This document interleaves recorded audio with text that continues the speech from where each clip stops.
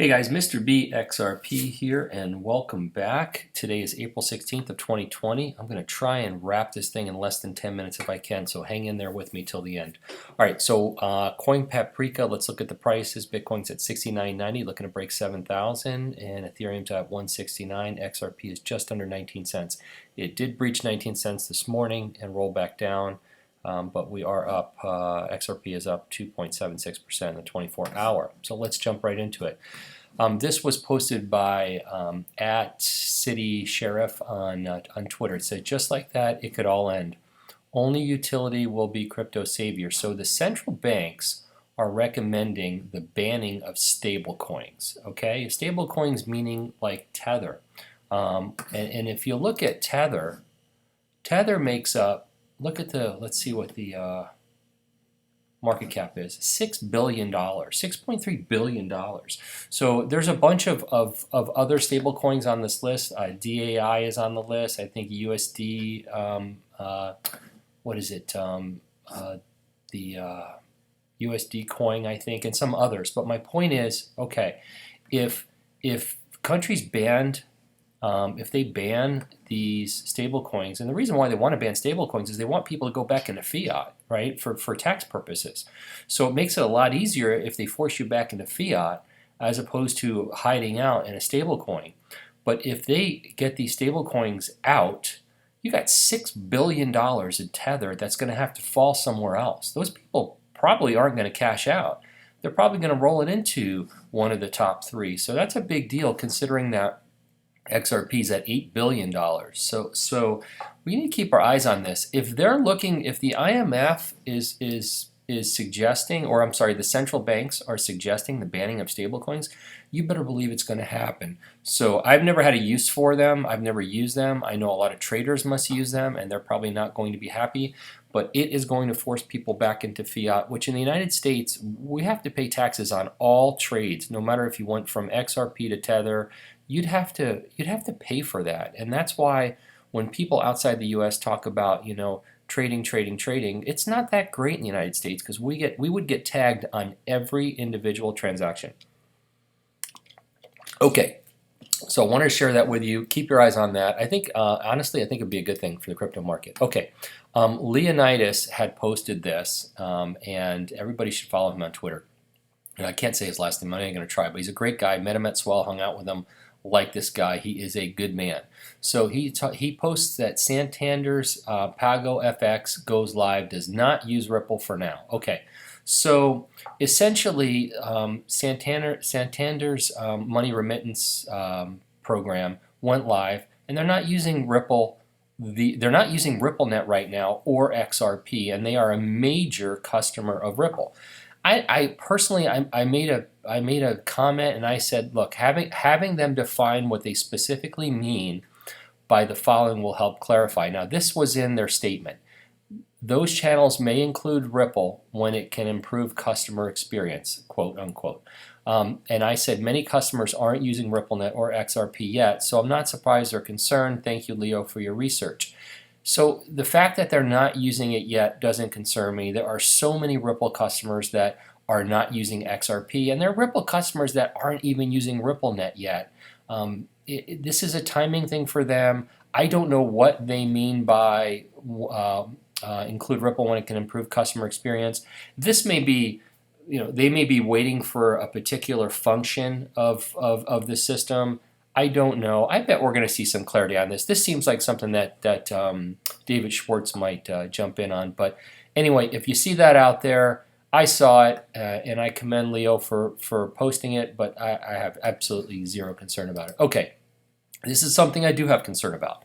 What I'm about to show you, I wanted to post the word FUD across this video, but honestly, I couldn't figure out how to do it. It's going to take me too much time, and I've got a full day of work. But let's be very clear. What I'm about to show you is garbage. It's FUD. This company, the person that put this together, made a fake website, and it was very believable, and it was posted yesterday, and made a fake video pretending to be with the IMF. So I repeat, this is FUD. This is fake. This is not real. I'm not going to show you the whole video. I'm going to show you about the first minute. I want you to hear what he says. but I want everybody to understand this is not real, okay? But it will give you heart palpitations when you hear him say it because of what he says, but it's not real, and I want everybody to know it's not real who saw it and thought it was real, okay? So here we go. Good morning. On behalf of the Executive Board of the International Monetary Fund, not real. I want to begin by sending our very best to everyone for you and your family's safety during this difficult time. Today, on the eve of the 75th anniversary spring meetings of the International Monetary Fund and World Bank, and amid this unprecedented coronavirus pandemic, the IMF, in partnership with our colleagues from the G20 and the World Bank Group, are releasing an aggressive plan to immediately address this unprecedented global crisis. None of this is true. Just a reminder, in case anybody jumps through my video to this moment, this is not real. Canceling all debts that are owed by any country that faced a moderate or high risk of debt distress before the coronavirus crisis. As the world's leading finance institution, it is vital that we step in to guide the invisible hand of the global market in the right direction. We acknowledge that our previous policies have subjected the basic needs of billions of the world's poor to the dictates of financial institutions' austerity policies. The unprecedented nature. Okay, so here's the deal. I don't know who these people are. They have an agenda. I don't know why they're doing this. But anyway, I'm pointing it out to everyone. I want you to know it's not real. If you saw it, if you read the article, if you saw it. The website's down, by the way. It was very well done, but it's down. So I wanted to bring this to your attention. This is not true, but I'm going to show you what is true. Okay, so Cryptopolis posted this yesterday. IMF. Okay, the news is real, but the site was fake, probably for phishing later, I think is what he meant. Here's the real release. So the IMF did make a release yesterday, and essentially in that fake video they were talking about the total release of debt for like 126 countries or something.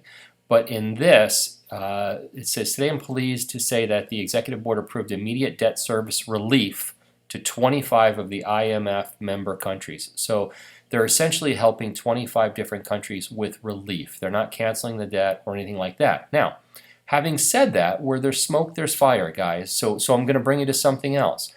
We all saw this video not long ago, and I couldn't find it. I don't know who originally posted it. I think whoever did.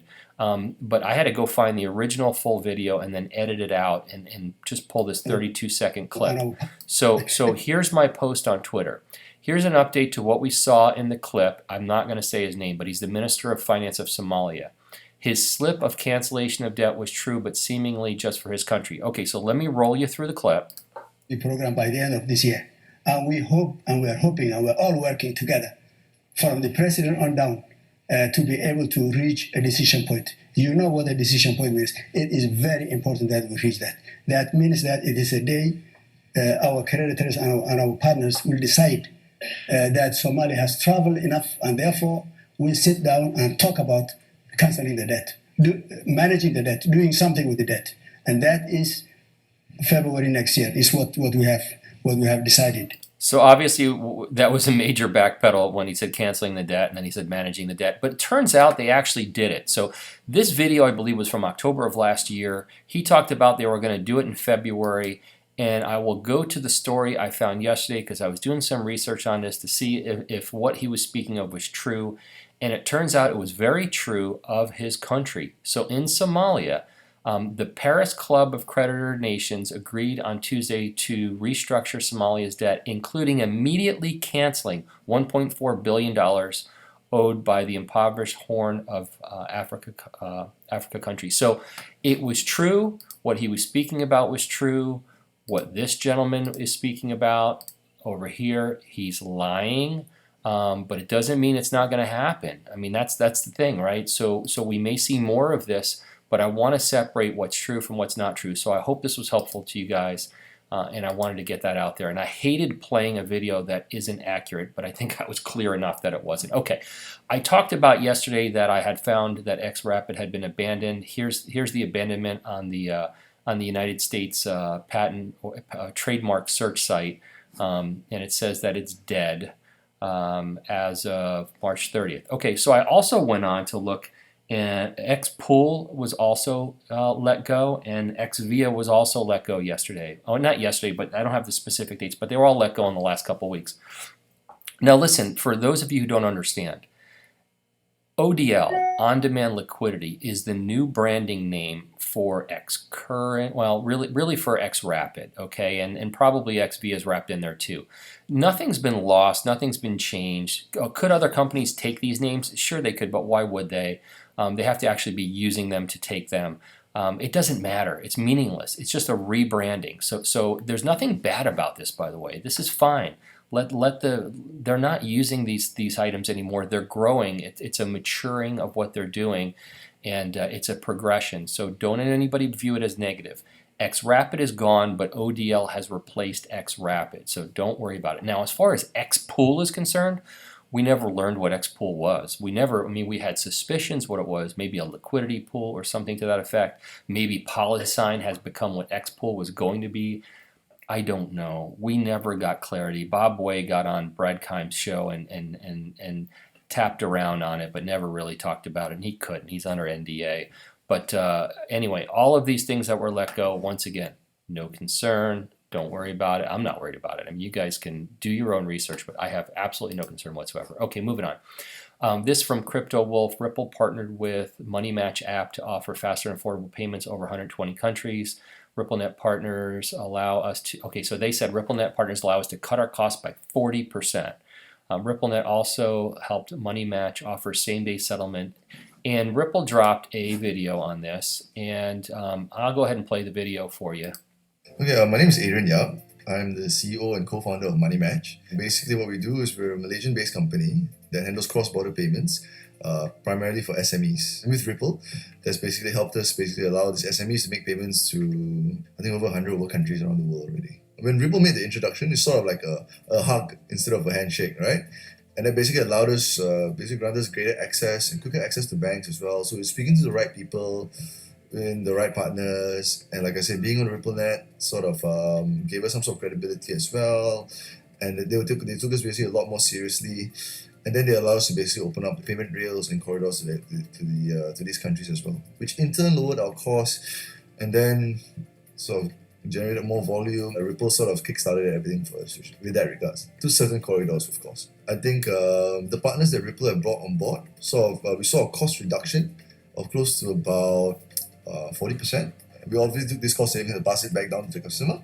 So in return created a lower euro pricing for us as well, which then in turn completes the loop. So then we have more customers, we generated more volumes. Yeah, I mean, we were using other partners, even Swift to a certain extent, right, to clear our European payments as well. So the Swift network typically takes 2 days, right, for the money to reach our customers. We managed to get money to Europe in under 5 hours. Yeah, that's basically for my compliance to clear, through our partners' compliance to clear, and basically the money reaching our client's account in Euro through the SEPA network. So that greatly enhanced the whole experience for our customers as well, and in turn, created a very satisfied customer. The sort of vision I think that we have for Money Match as well is pretty in line with what Ripple has as well. And you want to make payments everywhere, anywhere, and everywhere, right? So I think that's typically something that we're looking to grow to as well. I mean, it's one thing about what we have the rails right now. I mean, thanks to Ripple, but I think that what we really want to do is to have the ability to collect and not send as well, and have multiple licenses so we can grow our own network. But I think the key focus would be to build our outbound and collection capabilities in the near future on a global scale. So I don't know if I'm going to get copyright flagged on that. If you guys did not just hear the video, it's because I did get copyrighted on it, and I would suggest you go to Ripple's YouTube page and watch the video for yourself. It's about Money Match. If you did see it, this guy's a great customer. He really does a great job communicating, and I think it was a video worth watching. So I'm glad we hope you got to see it. Okay, wrapping it up. This guy posted this picture. He built this this little picnic table for his squirrel buddy, which I thought was absolutely funny. So I usually like to end off with something funny or motivational. And what else do I have here? Oh, no, that was the money match guy. Okay, all right, so that's good. So I'm done. I'm not a financial advisor. I'm not an accountant. I'm not a stablecoin holder or a big fan of stablecoins, and I'm not a crypto expert. These are my opinions only. Don't make any financial decisions based on anything I say. This video is intended for entertainment purposes only. Thank you, everybody who's subscribing. I'm getting close to 12,000 subscribers, so if you haven't subscribed, please subscribe. And if you don't mind hitting the like button, it helps me out a lot. And hit the notifications button if you'd like to be notified when I make new videos. And I hope everybody has a fantastic day, and this was a good video for you guys today. Thanks, bye.